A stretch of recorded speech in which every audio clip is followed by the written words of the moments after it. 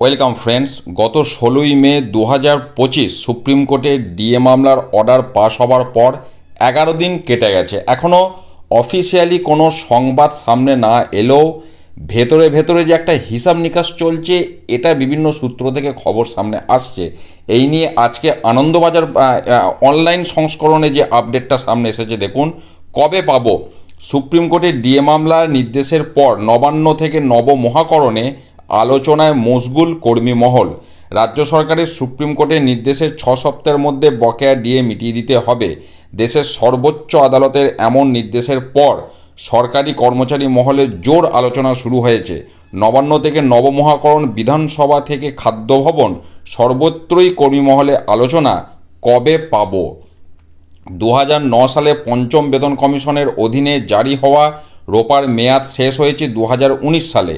তাই 2019 সালের পরে পশ্চিমবঙ্গের সরকারি চাকরি পাওয়া কোনো কর্মচারী ওই 25% ডিএ পাবেন না। যারা 9 থেকে বা তার আগে সরকারি কর্মচারী পদে কর্মরত ছিলেন, তারা ওই 10 বছরের সময়কালের বকেয়া ডিএ সুবিধা পাবেন। প্রসঙ্গত জানিয়ে রাখি, পেনশনার, ফ্যামিলি পেনশনার তারাও কিন্তু পাবেন।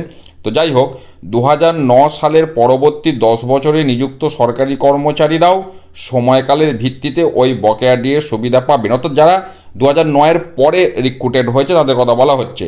তবে এক্ষেত্রে তাদের ডিএর পরিমাণটা এক হবে না।